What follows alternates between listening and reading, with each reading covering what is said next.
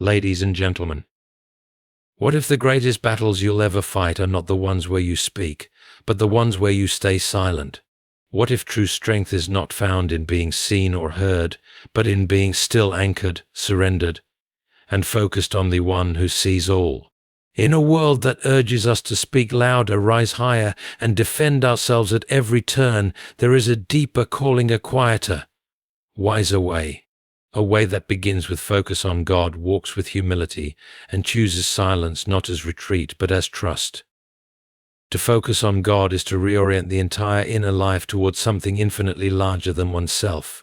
It is not a casual glance or a weekly ritual, but a determined act of the will and heart to make God the central axis of thought, desire, and decision. In a world that constantly demands attention, where distractions arrive not only in the form of entertainment and ambition, but also in the subtle shape of worry, self-interest, and pride, focusing on God becomes a countercultural act. It means deliberately turning away from the immediate and urgent to behold the eternal and invisible. This focus is not a matter of mere intellectual assent. Believing that God exists is not the same as fixing one's gaze upon Him. Many claim belief in God yet live as though He were distant or irrelevant. To focus on God is to acknowledge Him not only as a creator, but as the ongoing source and sustainer of all life. It is to see Him not as a vague presence in the background of life's drama, but as the author of the script, the director behind the scenes, and the audience whose opinion matters most. This kind of focus changes how we perceive everything else: time, suffering, success, even ourselves. One of the most difficult aspects of focusing on God is that it requires the mind and soul to become still in a culture of noise. There are so many voices competing for our loyalty: the voice of career, the voice of ego, the voice of fear, the voice of public approval. These voices clamor loudly and endlessly. But God rarely shouts. He speaks in a still, small voice that requires silence to hear and attention to recognize. It is not that God is absent, but that we have tuned our souls to other frequencies. To focus on Him is to retune the ear of the heart.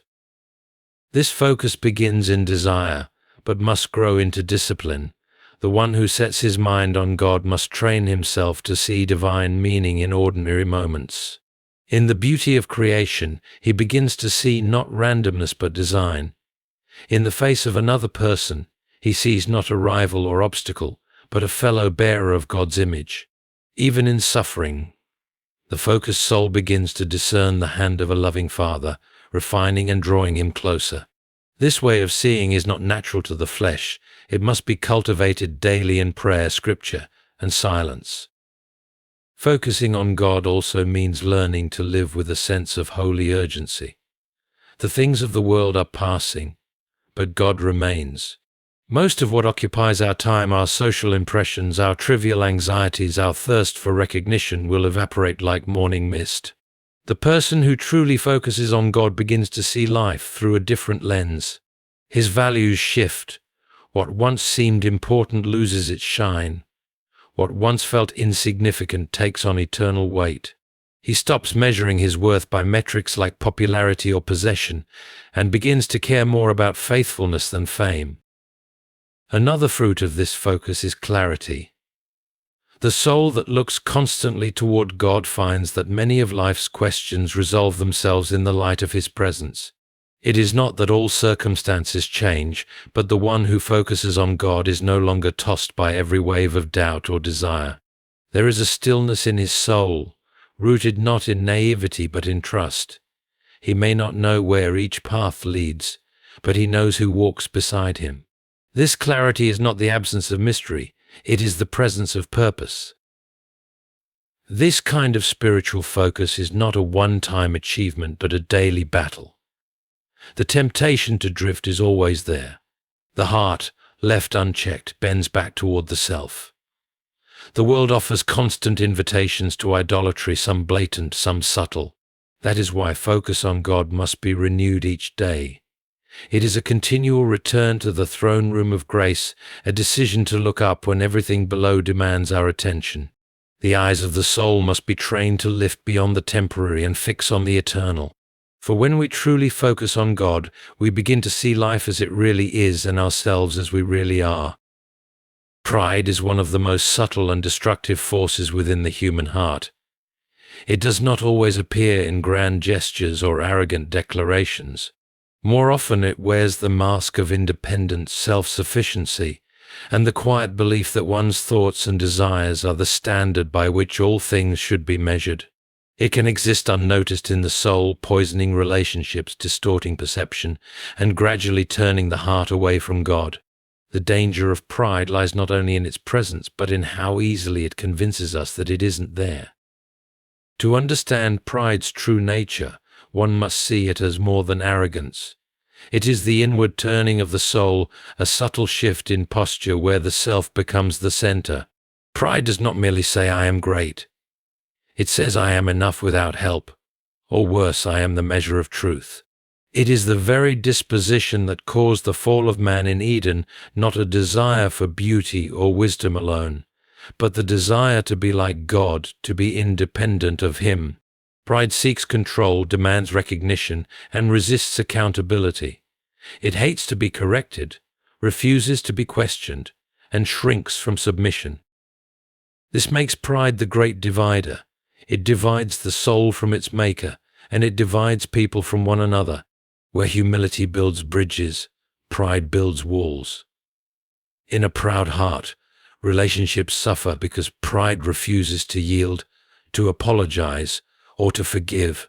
It insists on being right even when wrong. It defends reputation at the cost of truth. Pride keeps a record of wrongs not as wounds to heal from, but as weapons to use. It treats others not as fellow image bearers, but as threats, tools, or audience members for its own performance. In spiritual matters, pride is even more dangerous because it mimics righteousness. A person may fast, pray, or serve and yet do so not for God but for image. Pride is not always loud, it can be quiet and hidden behind acts of devotion. But in such a case, the heart is not worshipping God but using Him. Pride whispers, "You are good enough on your own. You understand better than others. Your motives are pure, unlike theirs." It subtly fuels spiritual superiority, which blinds a person to their need for grace. Ironically, pride can even masquerade as humility when one speaks lowly of oneself just to draw praise or attention. To humble oneself is not to think less of oneself, but to see oneself rightly.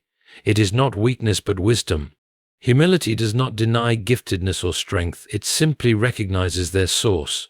A humble person understands that every breath, every talent, every opportunity is not a personal achievement, but a divine gift. He does not compare himself endlessly to others because he is not trying to prove his value. His worth is rooted in being loved by God, not in being admired by men. Humility is the open door through which God enters the soul. It invites Him to speak, to lead, and to correct. The proud heart resists God's shaping hand, refusing to admit that it needs refining. But the humble heart says, "Teach me, search me, change me." This posture allows truth to take root, even when it is painful. It is not concerned with defending image, but with growing in obedience. It can confess sin honestly, forgive others sincerely, and receive correction without defensiveness. Where pride isolates, humility invites communion. It allows people to walk together in grace rather than competition. It honors others not because they are perfect, but because they too are made in God's image. Humility listens more than it speaks, seeks understanding more than vindication, and cares more about being faithful than being praised. It accepts that one's own knowledge is limited and remains open to wisdom from others. There is a quiet strength in humility that pride can never imitate. While pride demands attention, humility often goes unnoticed, but it is there, steady and unwavering, carrying more weight than the loudest boast. The humble are not afraid of being forgotten, for they are remembered by God. They are not anxious to prove themselves, for they rest in who He says they are. And because they are not driven by the need to dominate or impress, they are free to serve, to love, and to walk in peace. Silence is not merely the absence of sound, it is a condition of the soul that creates space for depth, clarity, and divine encounter. In a world driven by noise, verbal, digital, emotional silence has become increasingly rare and even uncomfortable. Yet, it remains one of the most powerful spiritual disciplines. Silence strips away the distractions, the masks, and the illusions we carry. It holds up a mirror to the soul and reveals what is often buried under the surface. When embraced intentionally, silence becomes not an emptiness to fear, but a sanctuary where truth is heard more clearly than in any argument or speech. There is a kind of wisdom that only silence can cultivate. Much of what people say is often shaped by impulse, emotion, or the desire to be understood rather than to understand. Words are rarely neutral, they carry weight and consequence. When we are constantly speaking, whether aloud or through opinions, reactions, or digital posts, we leave no room to receive. Silence, however, demands patience and discipline. It slows us down.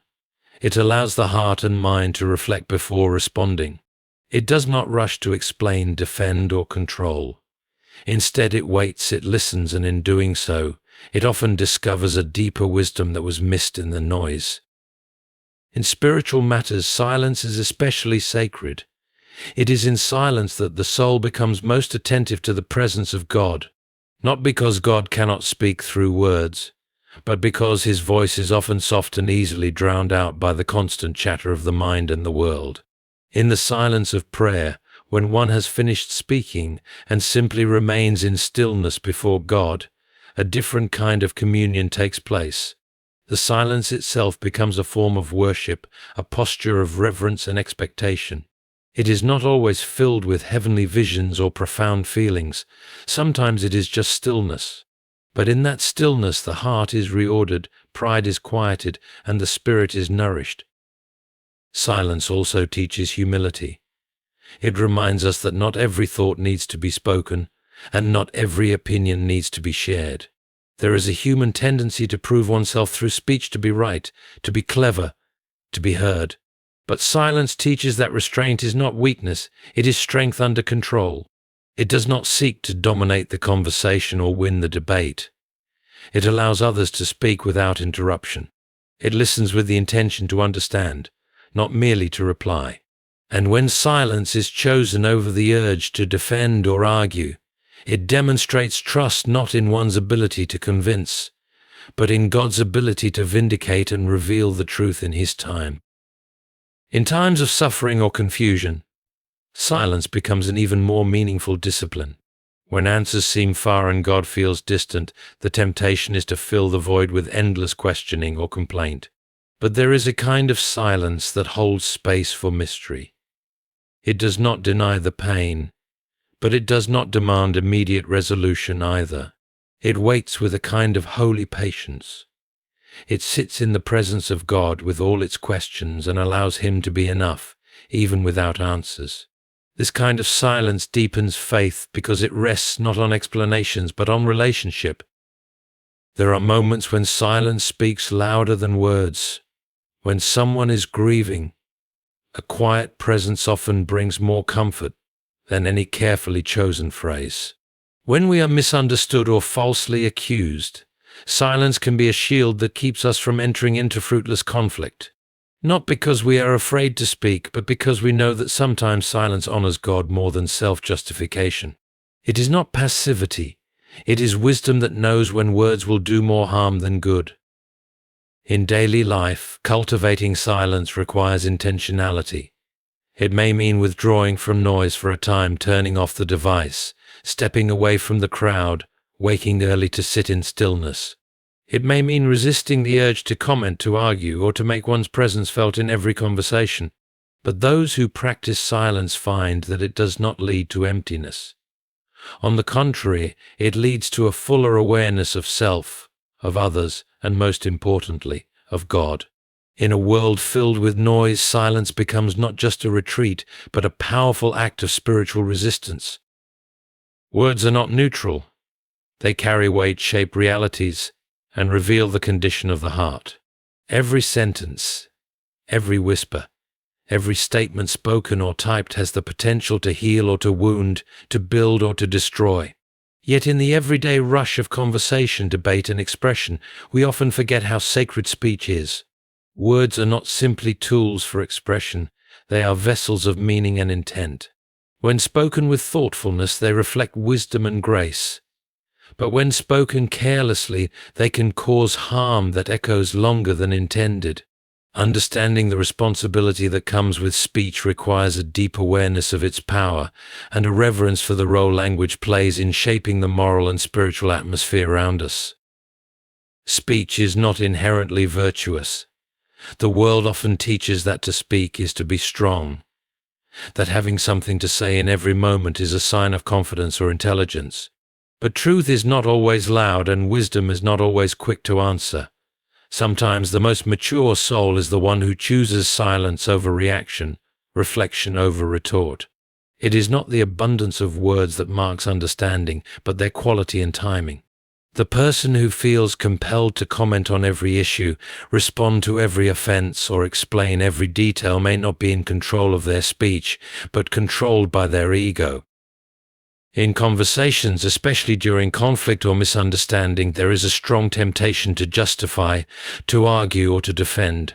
The heart, wounded or proud, often seeks to win rather than to understand. But the wise person recognizes that words spoken in haste can destroy bridges that took years to build. A single sentence born from irritation or pride can create division that apologies struggle to mend. Words are irreversible. Once released, they cannot be taken back. That is why restraint is not cowardice, it is not cowardice. To pause before speaking, to weigh the intention behind the words, and to consider their likely impact is an act of moral responsibility. Speech also becomes dangerous when it is used for self-exaltation. Even in spiritual contexts, words can be wielded not to glorify God, but to elevate the speaker. Prayers can be performed, teachings can be styled, and opinions can be disguised as divine truth, when in fact they are rooted in a desire to appear wise or righteous. This subtle misuse of language is deeply damaging, not only to the speaker's soul but to the community that hears them. It creates confusion, breeds division, and feeds pride under the mask of spiritual insight. There is also the weight of speaking on matters we do not understand. The rush to offer opinions, to weigh in on complex issues, or to declare judgment without listening or learning is a sign of immaturity. A word spoken out of ignorance can lead others astray. It is far better to remain silent in the face of uncertainty than to speak confidently from a place of incomplete understanding. Silence in such moments is not weakness, it is humility. It says, "I do not know," and that honesty, though it may go unnoticed, is far more honorable than the pride of pretended knowledge. Even in moments of truth-telling, the delivery of our words matters. Truth, when spoken without love, can become a weapon. Correction that lacks compassion may be technically right, but spiritually harmful. The goal of speech is not to conquer others with knowledge, but to serve them with truth. A gentle word can break a hardened heart more effectively than an aggressive one. A soft answer can diffuse anger more swiftly than a forceful rebuke. Speech must always be guided by love, patience, and a desire for reconciliation rather than domination. One of the deepest signs of maturity is the ability to discern when not to speak. There are moments when silence is more powerful than 1,000 eloquent words. Choosing not to respond to provocation, not to return insult for insult, not to speak when the heart is unsettled, these are signs of inner strength and trust in something greater than human opinion. Sometimes silence is the best testimony, the clearest expression of confidence in God's justice and wisdom. Holding back words, especially when we are right, reveals that we no longer speak for ourselves alone, but for a higher purpose. And in that restraint we find the kind of speech God honors. When a person focuses entirely on God, something fundamental within begins to change. The center of gravity shifts. Priorities are reordered, desires are refined, and the things that once felt urgent or consuming begin to lose their grip. This is not the result of effort alone, but of alignment. Just as a compass points north when properly calibrated, the human heart, when fixed on its true source, begins to point toward eternity rather than vanity. Focusing on God clears the fog that surrounds the soul. It simplifies the complex and exposes the temporary. It teaches the heart to value what God values and to let go of what does not last. There is a profound difference between living with God at the center and merely including Him in life's margins. When God is central, everything else takes its rightful place. Relationships, ambitions, possessions, and even suffering are seen through a new lens. The eye of the heart becomes sharper, more discerning. One no longer chases what glitters, because one has found what is truly gold.